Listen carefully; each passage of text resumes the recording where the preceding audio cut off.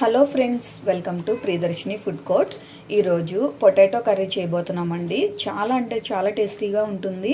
ఎప్పుడు మనము పొటాటో కర్రీని ఒకేలా చేయకుండా కొంచెం డిఫరెంట్ స్టైల్లో చేసుకొని తిన్నామంటే చాలా టేస్టీగా ఉంటుంది. ఓన్లీ రైస్లోకే కాదండి, చపాతీ, రోటీ, పుల్కా ఇలా దేనిలోకైనా అద్దరిపోతుంది. లంచ్ బాక్స్లో పెట్టినా కూడా పిల్లలు సూపర్ ఇష్టంగా తింటారు. ఇక్కడ మేము ఒక 2 పొటాటోస్ తీసుకొని పైన పీల్ చేసుకొని దాన్ని ఇలా మరి చిన్నగా కాకుండా పెద్దగా కాకుండా ఇలా కట్ చేసుకున్నామండి. ఒక పాన్ తీసుకొని అందులో వాటర్ వేసి ఆ వాటర్ బాయిల్ అవుతున్నప్పుడు అందులో సాల్ట్ కూడా వేసి ఈ బంగాళదుంప ముక్కల్ని ఇందులో వేసి దాన్ని ఉడికించుకోవాలి. మరీ మెత్తగా అస్సలు ఉడికించకూడదండి. పొటాటోస్ ఉడికే లోపల మనం ఈ కర్రీకి కావాల్సిన ప్రిపరేషన్ ఏంటో చూద్దాము. ఒక మిక్సీ జార్లో పచ్చిమిర్చి వేసుకుంటున్నామండి. ఇది మీ టేస్ట్ని బట్టి మీరు పచ్చిమిర్చిని అడ్జస్ట్ చేసి తీసుకోండి. మేము ఒక 7-8 వరకు తీసుకున్నాము. చిన్న అల్లం ముక్క, కొన్ని వెల్లుల్లి రెబ్బలు వేసుకుంటున్నాము. కొత్తిమీర, పుదీనా ఇవి వేసుకుంటే మంచి అరోమా వస్తూ సూపర్ టేస్టీగా ఉంటుందండి. ఇలా కాడలతో సహా వేసుకోండి, టేస్ట్ చాలా బాగుంటుంది. కొంచెం కరివేపాకు వేసుకుంటున్నాము. ధనియాలు, జీలకర్ర, చిన్న చెక్క ముక్క, ఒక 2-3 లవంగాలు కూడా వేసుకుంటున్నాము. ఇవి మీ దగ్గర లేకపోతే స్కిప్ చేసుకోండి. దాని ప్లేస్లో గరం మసాలా ఉంటే యాడ్ చేసుకోండి. ఇదంతా కూడా మిక్సీ పట్టుకుంటున్నాము. అవసరమైతే వాటర్ యాడ్ చేసుకొని మెత్తగా మిక్సీ పట్టుకోండి. పొటాటోస్ చక్కగా ఉడికాయండి. ఇప్పుడు ఈ వాటర్లో నుంచి స్ట్రెయిన్ చేసుకొని ప్లేట్లోకి ట్రాన్స్ఫర్ చేసుకుంటున్నాము.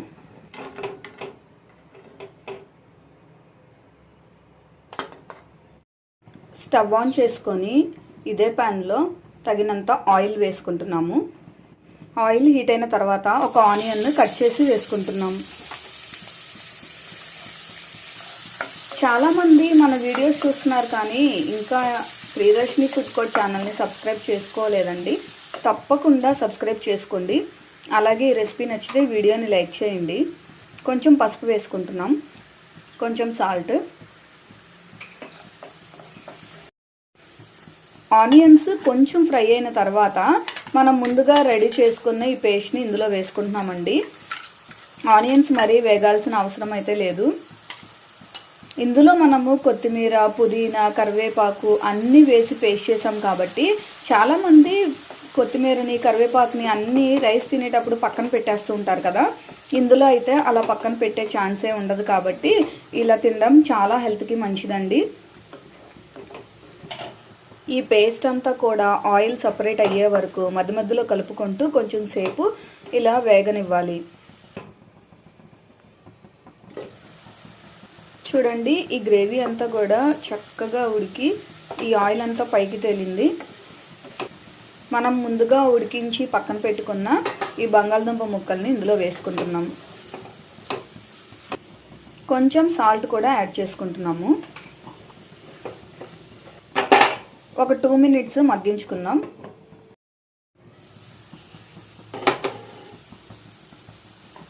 కొంచెం ఇలా పచ్చి వాసన పోయిన తర్వాత ఒకసారి కలుపుకుంటున్నాము. వాటర్ యాడ్ చేసుకుంటున్నాము.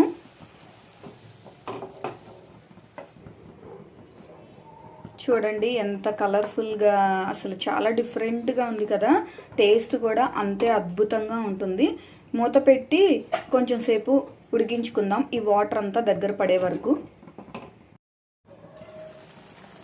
ఆయిల్ అంతా పైకి తేలి వాటర్ అంతా దగ్గర పడి గ్రేవీ అంతా మంచిగా ఫామ్ అయ్యి ఎంత కలర్ఫుల్గా మంచి అరోమాతో సూపర్ ఉందండి. అసలు నాకైతే ఎప్పుడెప్పుడు తినేయాలా అనిపిస్తుంది, ఎందుకంటే దాని టేస్ట్ అంత బాగుంటుంది. ఫైనల్గా కొంచెం కొత్తిమీర అయితే వేసుకుంటున్నాము.